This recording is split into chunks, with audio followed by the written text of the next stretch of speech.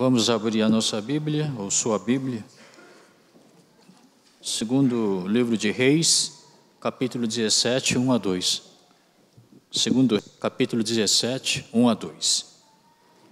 Segundo Reis 17, 1 a 2, farei a leitura. No 12º ano do reinado de Acás, rei de Judá, Oséias, filho de Elá, tornou-se rei de Israel em Samaria e reinou 9 anos. Ele fez o que o Senhor reprova, mas não como os reis de Israel que o precederam. Amém? Oséias era o último rei do Israel, né? E segundo os olhos de Deus, ele fazia coisas que Deus reprovava, né? Porém, ele não era tão ruim como outros reis que o precederam. Então, diz o texto. De 1984 até a Segunda Guerra Mundial, o Vietnã, o país Vietnã, era colônia francesa. E os franceses, quando governavam aquele país, eles perceberam que havia muitos ratos circulando pelas grandes cidades, a ponto de ameaçar a saúde pública daquele país. Então, o governo francês resolveu diminuir a população de ratos. Tentou isto, tentou aquilo, e eram tentativas infrutíferas. Então, eles resolveram introduzir um sistema de incentivo monetário. Em outras palavras, cada cidadão vietnamita que pegasse, matasse e trouxesse o rabo do rato cortado para o governo, eles pagariam, né? Pagariam dinheiro, de acordo com o número de rabos cortados. Com isso, o governo francês esperava que o número de ratos diminuísse, o que não aconteceu. Justamente aconteceu o contrário, aumentou. Eles começaram a verificar que havia muitos ratos com rabos cortados andando pelas ruas. Então, o que aconteceu? É que os vietnamitas, né, muito inteligentes, né, pegavam ratos, mas não matavam, apenas cortavam seus rabos e entregavam esses rabos para ganhar dinheiro do governo francês. Por quê? Porque quanto mais os ratos se multiplicassem, maior era a renda, né? Fonte de renda para eles. Então, ao invés de diminuir a população de ratos, a população aumentou. Havia até indivíduos que pegavam ratos e criavam no quintal da casa. E cortavam o rabo e entregavam para o governo para ganhar dinheiro. Irmãos, a gente sabe muito bem que no século XIV houve aquela epidemia, né, peste negra, que matou, dizimou 1/3 da população europeia daquela época. Essa é a natureza pecaminosa humana que busca interesses imediatos, né? Mesmo sabendo que isso poderia trazer grandes problemas à saúde pública, poderia até matar, né, grande número de pessoas. Quando interesse pessoal imediato entra no jogo, né, a gente acaba optando, né, por essas vantagens mais imediatas. É por isso mesmo que eu escolhi esse texto para conversar com vocês a respeito do pecado que a gente alimenta e cria, como os vietnamitas criaram ratos em busca de seus interesses pessoais. Porque aqui no versículo 2, a gente verifica que Oséias, ele fez o que o Senhor reprova, mas não como os outros reis. Ele não era tão mau assim. E eu acho que o que Oséias fez é muito parecida com o que nós estamos fazendo hoje. Nós somos cristãos, filhos de Deus, fazemos parte do povo de Deus, e em comparação com os que ainda não conhecem o Senhor Jesus Cristo, incrédulos, nós somos menos, desculpa a expressão, menos maus. A gente comete menos pecado do que eles, pelo menos assim que eu acredito. Mas não totalmente afastados do pecado, nós continuamos cometendo pecados. Bom, o resultado, como eu já falei, né, o Israel foi totalmente dominado pelos assírios, né? O rei assírio trouxe seu exército, sitiou a cidade de Samaria, que era a capital de Israel, por 3 anos, e no fim do 3º ano desse sítio, eles conseguiram, então, realmente aniquilar e acabar com o reino de Israel definitivamente. Com isso eu quero dizer para os irmãos o seguinte: você não deve alimentar pecado. Você não pode criar e dar comida ao pecado. Porque se você fizer isso, é exatamente esse tipo de fim que nós teremos. A destruição, o fim de tudo. Você pode obter um prazer momentâneo, rápido. Você pode obter vantagens monetárias. Mas com o passar do tempo, o que vai acontecer? Você se prejudica. Não somente você, mas a sua família, a sociedade, a comunidade, o país inteiro acaba adoecendo. De modo que Deus Jeová já falou para o seu povo no Velho Testamento, Deuteronômio 29, diz o seguinte, eu vou ler para vocês. Deus falou assim: portanto que nenhum de vocês, quer seja homem, mulher, família ou tribo, abandone o Senhor, nosso Deus, para adorar os deuses daqueles povos. Isso seria como uma planta que brota e cresce e dá frutas amargas e venenosas. Que ninguém aqui ouça este juramento e depois diga a si mesmo que tudo vai bem e que nenhum mal lhe acontecerá, mesmo que continue na sua maldade. Isso causaria a destruição de todos, tanto dos bons como dos maus. Em outras palavras, se você peca e você pensa que isso é meu pecado, eu vou sofrer as consequências e pronto, você está redondamente enganado. A Bíblia diz que seu pecado causa influência sobre os demais membros da comunidade em que você está fazendo parte. Então, quando você peca, a comunidade adoece. E quando a igreja peca, a sociedade, a nação, o país inteiro também adoece. Portanto, nós precisamos acabar com esse pecado. Mas por que o pecado continua presente em nossas vidas, na sua vida e na minha vida? Porque você não arrancou a raiz do pecado. Pecado tem que ser arrancado pela raiz. Não é à toa que Hebreus capítulo 12, versículo 15, que eu trago aqui para vocês, vamos dar uma olhadinha, que diz o seguinte: cuidem que ninguém se exclua da graça de Deus, que nenhuma raiz de amargura ou raiz venenosa brote e cause perturbação, contaminando muitos. Tá? Portanto, se você persiste em pecar, você acaba se tornando uma raiz de amargura, uma raiz venenosa, que certamente vai causar perturbação e contaminar muitos. Portanto, seu pecado, você quem cometeu seu pecado, mas quem sofre as consequências do seu pecado não é só você, mas pode ser sua esposa, seu marido e principalmente nossos filhos. É isso que a Bíblia está querendo nos dizer. Portanto, o que nós faremos com esse pecado? Com essa raiz de pecado? Precisamos arrancá-la. Um sábio diz o seguinte: é melhor você arrancar a raiz do pecado de uma vez por todas, do que só ficar podando folhas e galhos.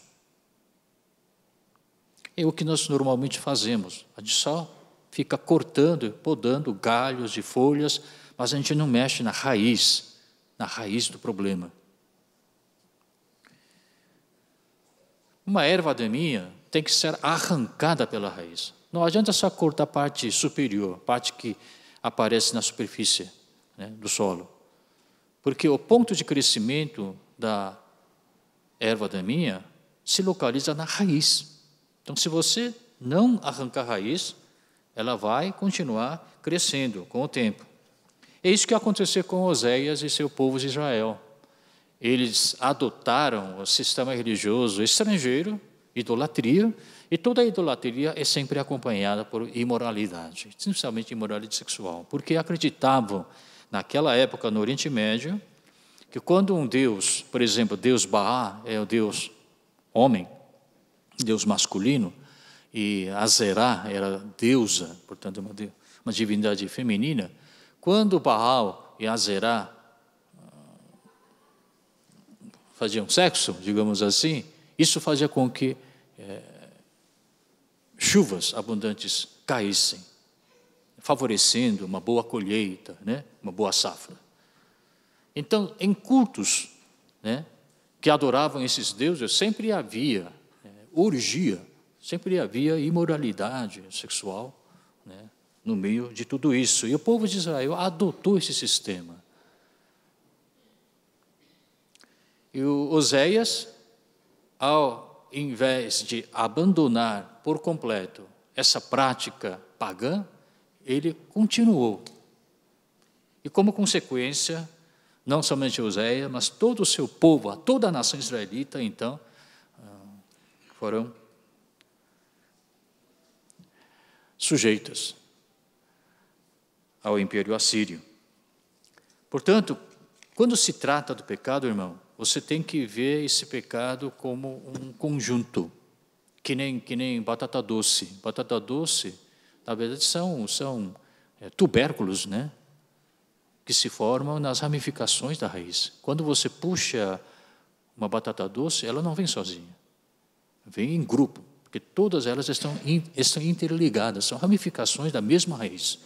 E assim que o mal se configura, tudo está interligado, portanto, não adianta você cortar só apenas um pedacinho. Se para tirar mesmo, tem que arrancar o conjunto inteiro. Eu trouxe uma fotografia do nosso sítio lá em Santa Isabel. Você sabe que as estradas, né, as ruas, os caminhos eram devidamente pavimentados de concreto, né, quando nós construímos aquele sítio lá. Só que com o passar do tempo, você pode perceber pela fotografia que todo o cimento lá, concreto, está rachado, soltando pedaços, né, tudo destruído. E por que isso aconteceu? A gente foi atrás da causa disso. Nós verificamos que debaixo dessa camada de concreto, por favor, próximo, havia raízes que não eram arrancadas. E havia muitas raízes, muitas ramificações. Então, o homem que trabalhou lá, puxa, teve muito trabalho mesmo, e arrancou todas essas raízes, ramificações, né? E por cima disso passou uma nova camada de concreto. E agora você pode ir lá ver que está tudo bem bonitinho, bem pavimentado, as ruas do nosso sítio. É isso que acontece quando você só poda galhos e não arranca a raiz. Mais cedo ou mais tarde, essa raiz vai comprometer a sua vida. Não é à toa que Mateus capítulo 3, versículo 10 diz o seguinte: o machado já está posto à raiz das árvores, e toda árvore que não der bom fruto será cortada e lançada ao fogo. Machado está onde? Nos galhos? Não. Nas folhas? Não. Na raiz. Isso é uma advertência para nós. Quando nós tratarmos os nossos pecados, nós temos que ir na raiz dos problemas, não apenas cortar os galhos e as folhas. Você sabe muito bem aquela figueira que foi amaldiçoada pelo Senhor Jesus Cristo. No dia seguinte, quando eles passaram, ele e seus discípulos, Marcos 11, 20 diz o seguinte: de manhã, ao passarem, viram a figueira seca, desde as raízes. Para que uma árvore má não produza mais frutos maus, a raiz foi seca. É uma outra advertência que Deus nos dá, para que quando nós tratemos do pecado, nós temos que ir diretamente na raiz dele. Irmãos, o que significa raiz do pecado? Qual é a verdadeira identidade dessa raiz do pecado? Do que se trata essa raiz do pecado? A Bíblia nos dá a resposta de maneira muito clara. Eu gostaria que você abrisse sua Bíblia, primeira carta ao Timóteo, capítulo 6, versículo 10. É um versículo muito conhecido por nós. Primeira carta ao Timóteo, capítulo 6, versículo 10. Primeira carta ao Timóteo, capítulo 6, versículo 10. Vamos ler juntos esse versículo. Vamos lá? Pois o amor ao dinheiro é a raiz de todos os males. Algumas pessoas, por cobiçarem o dinheiro, desviaram-se da fé e se atormentaram com muito sofrimento. Então a Bíblia, sem sombra de dúvida, declara, afirma que a raiz de todos os males, a raiz de todos os pecados está onde? No amor ao dinheiro. A amar o dinheiro, ao invés de amar a Deus, quando você ama dinheiro, você está praticando idolatria. Enquanto você ama o dinheiro, a sua fé não pode crescer. Você se afasta da igreja, que é visível, e você se afasta de Deus, que é invisível. E como consequência, o que vai acontecer? Atormentaram com muitos sofrimentos. Ao invés de ganhar tranquilidade, conforto, paz no coração, o que vai acontecer quando você ama demais o seu dinheiro? É isso que vai acontecer, você vai sentir muito sofrimento, muitas preocupações. E por fim, o que vai acontecer? A Bíblia diz que, em versão coreana, você espeta a si mesmo, é essa expressão em coreano. Quer dizer, é um ato de suicídio. Então, irmãos, dinheiro é necessário, concordo plenamente com você.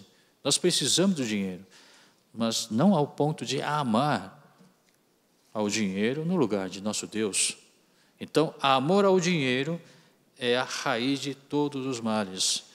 Uma vez um pastor mais veterano do que eu disse o seguinte: olha, quando você quer avaliar o grau de crescimento, o tamanho, sei lá, a profundidade, o nível de fé de um irmão na igreja, basta você observar como essa pessoa gerencia suas finanças. E olha lá, algumas pessoas têm me decepcionado nessa área. Pensava que ele fosse um homem consagrado, homem de fé, de grande fervor, mas quando eu vi que quando se tratava do dinheiro, ele, não era aquele irmão que eu esperava que ele fosse. Essa é a grande verdade, irmão. A fé de uma pessoa se avalia pela maneira como essa pessoa lida com o dinheiro. Segunda coisa que nós temos que observar, o que é essa raiz de pecado, a raiz de todos os males? Primeiro, amor ao dinheiro. Segundo, o que será? Irmão, como é que você domina um coelho? Que parte do corpo do coelho você tem que pegar para dominá-lo completamente? Orelhas. Muito bom. Orelhas grandes. E para você pegar uma serpente e cobra? Como é que você faz? Pega pelo rabo? Não, muito perigoso. Você tem que pegar pelo pescoço. E para pegar pecado? Para você dominar o pecado, qual parte que você tem que dominar? São os seus olhos. Seus olhos. O que você está olhando? Para que direção seus olhos estão voltados? Para você poder dominar o pecado e arrancar a raiz desse pecado, você tem que dominar seus olhos, a sua visão, a sua vista, seu campo visual. Para que você está olhando? Porque por meio do que a gente olha, nosso coração vira cego. Mais um versículo muito conhecido por nós, mas eu gostaria que você procurasse na sua Bíblia. Primeira carta de João, capítulo 2, versículo 16. Primeira carta de João, nos últimos livros do Novo Testamento, capítulo 2, versículo 16. Quem já achou? Então, leia comigo. Vamos lá? Pois tudo o que há no mundo, a cobiça da carne, a cobiça dos olhos e a ostentação dos bens, não provém do Pai, mas do mundo. Olha, uma advertência, é a cobiça da carne, cobiça da carne, cobiça da carne. E dentro dessa cobiça da carne, o versículo ainda enfatiza, ressalta a cobiça dos olhos, cobiça dos olhos. Muitas tentações e pecados começam pelo que a gente vê. Há coisas que nós não podemos olhar, nós temos que evitar de olhar. Olhou, você tem que desviar seu olhar para outra direção. Há coisas que nós não podemos realmente olhar de maneira demorada, de maneira fixa. Está certo que nós estamos vivendo rodeados pelas tentações, mas há coisas que você não pode demorar demais olhando para a tentação. A esposa de Ló, vocês sabem muito bem, ela não deveria ter olhado para trás, mas olhou, virou estátua de sal. Na mitologia grega existia a Medusa, né? Quem olhasse virava estátua de mármore. Há coisas que você tem que evitar ao máximo de olhar. Sansão olhou tentação, mexeu, brincou com a tentação, brincou com o pecado e se queimou. Alguns sábios também dizem o seguinte: pode-se conseguir sucesso na vida por acaso, mas fracasso nunca é por acaso. Não sei se eu consegui transmitir.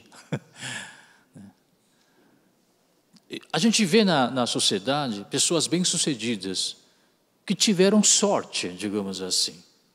Agora, quando uma pessoa fracassa em alguma área, principalmente na área espiritual, ninguém fracassa espiritualmente por acaso.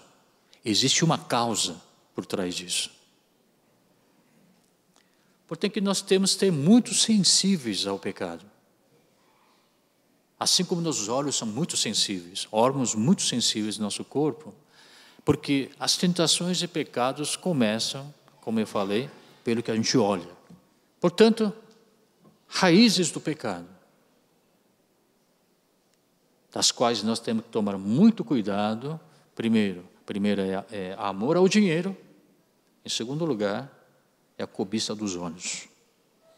Bom, gente, mas eu não quero que irmão tenha uma vida espiritual medíocre, só pensando não errar, pensando não pecar diante de Deus. Mas isso seria muito pequena.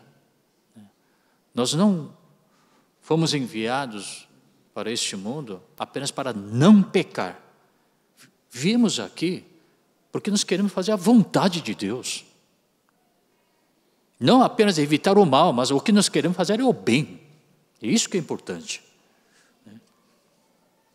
Biólogos falaram e observaram que numa ilha isolada, os animais que vivem numa ilha isolada, ao passar dos tempos, sofrem redução do tamanho do seu porte. Porque como é uma ilha isolada, eles não se preocupam em caçar ou ser caçado, né?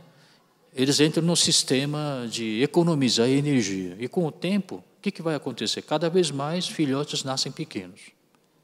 Acho que o mesmo princípio também aplica em nós. Se nós preocuparmos tão somente em não pecar, nós vamos ter uma vida espiritual muito pequena, reduzida. Não é para isso que Deus nos criou e nos enviou para cá. Nós queremos fazer a vontade de Deus. É sobre isso que nós já compartilhamos 15 dias atrás. Para que nós não pequemos mais, o que nós temos que fazer não é para olhar para o pecado, mas é ao contrário, olhar outra direção, olhar o lado do bem, da vontade de Deus. É isso que Gálatas fala para nós. Vamos dar uma olhadinha? Vamos ler juntos? Por isso digo, vivam pelo Espírito, e de modo nenhum satisfarão os desejos da carne. Então, para que a gente não satisfaça os desejos da carne, não adianta você, como eu fiz quando jovem, mais uma das minhas vergonhas, quando jovem, Naquela época ainda não havia cinema pornô, havia filmes eróticos. Eu entrava num cinema erótico e sentava lá, não, eu vou resistir essa tentação, eu vou resistir essa tentação. Não. E eu consegui? Não, eu saí derrotado de lá. Não é para olhando para o pecado e tentar resistir ao pecado que você vai deixar de satisfazer seus desejos de carne, não é isso. Você tem que olhar para o outro lado, ir em direção ao Espírito. Em direção ao Espírito. Viver conforme o Espírito. E quanto mais você viver segundo o Espírito, mais longe você vai se distanciar, se afastar dos desejos da carne. E é assim que a gente arranca a raiz do mal, a raiz do pecado. É a maneira mais eficaz e única que Deus tem nos ensinado. Irmãos, vocês conhecem aquela lenda muito famosa de uma tribo indígena norte-americana chamada Cherokee, ou Cherokee, não sei como é que é a pronúncia.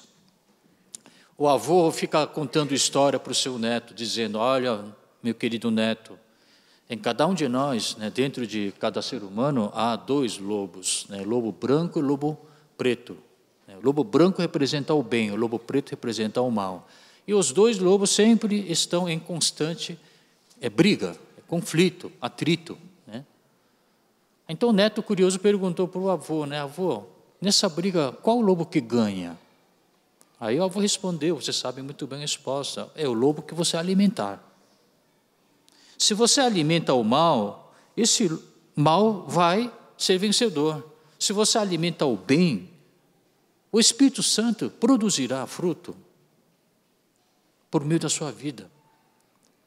Não é a Bíblia que diz que vence o mal pelo bem? Isso mesmo, você alimenta o bem. Então o bem cresce, fica forte. Enquanto isso o mal passa fome, entra em inanição e morre. É assim que funciona. Nossa luta entre o bem e o mal.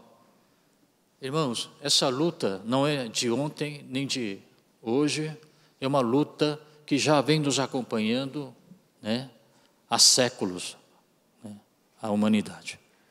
Eu sei que você também sofre com isso, eu sofro com isso. Poxa, eu queria parar de pecar, pelo menos não queria repetir, mas você continua repetindo, e eu continuo repetindo. Por quê?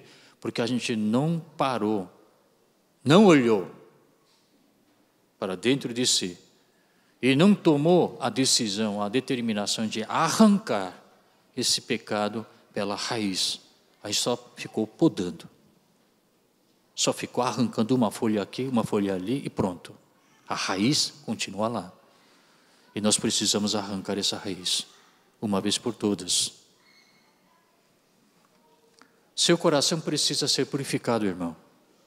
E como é que se purifica o nosso coração? Como é que você acaba com o pecado que você cometeu? O pecado não se lava com álcool, não adianta esfregar com álcool, não adianta passar sabonete, não adianta. O pecado só se lava com o sangue do Senhor Jesus Cristo. Apocalipse 7:17 diz o seguinte: estes são os que vieram de grande tribulação e lavaram suas roupas e as alvejaram no sangue do Cordeiro, sangue do Senhor Jesus Cristo. Aquele sangue que Jesus derramou na cruz, esse sangue tem poder de lavar seu coração, sua alma, seu espírito. Isaías também disse o seguinte: venham, vamos refletir juntos, diz o Senhor. Embora os seus pecados sejam vermelhos como o escarlate, eles se tornarão brancos como a neve. Embora sejam rubros como púrpura, como a lã se tornarão. Vão ficar brancos, alvejados. Portanto, quando a gente mergulha nosso corpo, nosso coração pecaminoso no sangue do Senhor Jesus Cristo, nós saímos de lá brancos, limpos, purificados. Aliás, isso é uma representação gráfica do batismo. Você entra na água, quando sai daquela água, você se torna uma nova criatura, seu coração totalmente renovado, limpo. Irmãos, próximo domingo nós vamos ter a Assembleia Geral para decidir se a gente vai comprar ou não o prédio da Escola Polilogos. Nós vamos entrar, não sei como é que vai ser o resultado, mas se por acaso nós mudarmos realmente para lá, eu gostaria que a gente fosse para lá com o nosso templo interno totalmente purificado, limpo. Não adianta só ter um templo bonito, né, bem decorado, novo, se o nosso templo interno ainda permanece sujo. Ao invés de adorar nosso Deus, nós estaremos realmente sujando o templo de Deus. Por isso Deus Jeová diz para o seu povo de Israel, por meio de profeta Isaías, o seguinte: vocês vêm à minha presença e só ficam pisando em meus átrios. Parem de trazer ofertas inúteis. O incenso de vocês é repugnante para mim. Mesmo que multipliquem as suas orações, eu não as escutarei, porque as suas mãos estão cheias de sangue. E Jesus falou o seguinte: lavem-se, limpem-se, removam suas más obras para longe da minha vista. Parem de fazer o mal. Esta foi a prescrição que Deus deu ao povo de Israel que estava gravemente doente. Irmãos, a mesma palavra vale para nós também. Irmãos, estamos aqui, né, tudo bem bonitinhos por fora, bem limpinhos e tal, mas Deus não está interessado na roupa que você vestiu, penteado. Ele está interessado na pureza dos nossos corações. Eu vou finalizar falando sobre um episódio que aconteceu, né, na cidade de Éfeso, quando o apóstolo Paulo entrou naquela cidade. E esse episódio está descrito no livro de Atos, capítulo 19. Fala sobre a idolatria que nós temos que deixar de lado, sobre arrancar a raiz do mal de uma vez por todas. O apóstolo Paulo chegou naquela cidade de Éfeso e ele começou a fazer muitos milagres. Ele começou a batizar, e homens começaram a falar a língua de anjos, alguns profetizavam, doentes eram curados, demônios foram expulsos e assim por diante. Algumas pessoas pegaram até coisas, né, partes de vestimenta dele, e colocavam essas partes sobre enfermos e eles eram curados, né?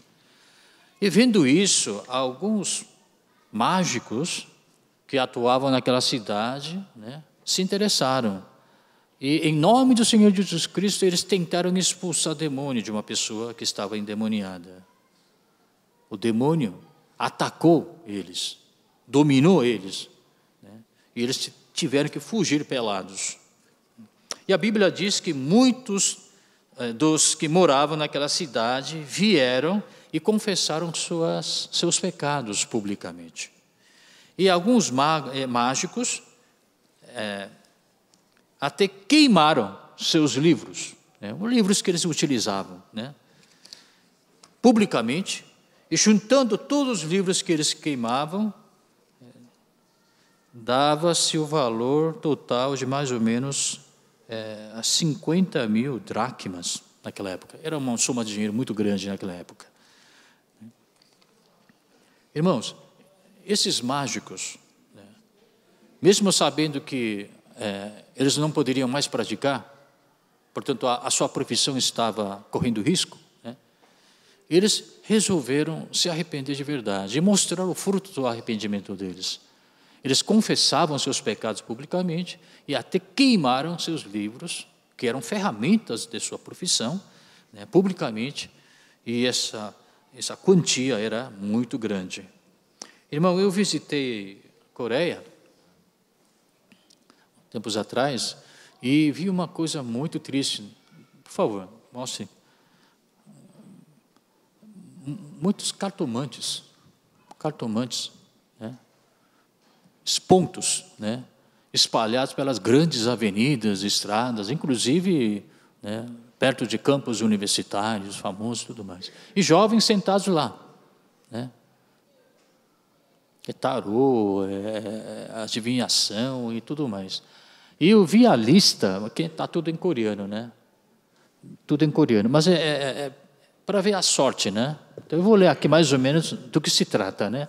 O que eles fazem lá? É sorte para saber se tem sorte no namoro, no casamento, sorte se tem na profissão, no emprego, na promoção, para ver sorte nos negócios, sorte, sei lá, no intercâmbio, sorte na imigração, para ver se tem sorte na compra e venda de imóveis, na saúde, sorte deste ano, tal.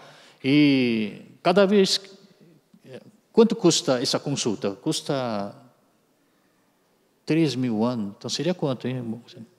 É? $3, R$10 mais ou menos, né?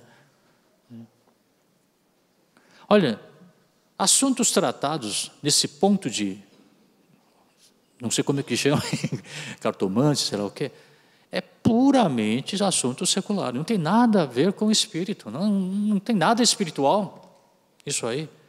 Mas o pior problema disso é que são os jovens cristãos que vão lá para consultar esses cartomantes. Irmão, isso aqui, no começo, pode até parecer uma brincadeira, é interessante, aí vai lá só para brincar, para saber como é que é, o sorte de dia, sei lá, se vou conseguir namorar com aquele rapaz ou não, com aquela moça, mas isso aqui tem caráter, sabe como é que é, né? Se vicia. Tem caráter vicioso. E é assim que o pecado funciona. No começo é tudo na base de brincadeira, é gostoso, é legal, não sei o que e tal, mas com o passar do tempo, você se vicia nisso. Quando você cria pecado, quando você alimenta o pecado, esse pecado cresce, e mais tarde é esse pecado que vai te devorar. Isso que acontece. Última fotografia para vocês, né? Isso aí é um viciado em drogas, em crack, provavelmente. Começou no ano 2000, em 7 anos ele virou um monstro, totalmente deformado, irreconhecível. Espiritualmente falando, quem está viciado em pecado, esse é o semblante, o aspecto que você assume. Você está totalmente deformado, espiritualmente falando. Eu quero findar o sermão de hoje. Por favor, não alimente pecado. Não alimente pecado. Porque um dia esse pecado vai te devorar. Tá? Então, não alimente pecado, nem guarda pecado em casa. Você precisa tirar, arrancar esse pecado pela raiz. E se puder, joga no fogo. Não siga dinheiro. Não siga o que seus olhos estão vendo. Mas siga as instruções do Espírito Santo, de tal forma que todos nós possamos alcançar a graça do nosso Senhor Jesus Cristo. Amém? Vamos orar. Senhor, obrigado por esta palavra, por esse desafio, esse despertar espiritual, e que todos nós jovens aqui, realmente nós possamos abandonar de uma vez por todas o pecado, arrancar pela raiz, não olhar mais para aquela imagem, não olhar para mais aquela pessoa, não olhar mais para o dinheiro, aquele apego, amor que tem me fomentado o desejo da carne, mas olhar tão somente para Deus e seguir os passos do nosso Senhor Jesus Cristo. Que o grande amor do nosso Deus Pai, a graça do nosso Senhor Jesus Cristo, a comunhão do Santo Espírito estejam sobre todo o povo de Deus unido nesta casa de Deus, agora para sempre. Amém?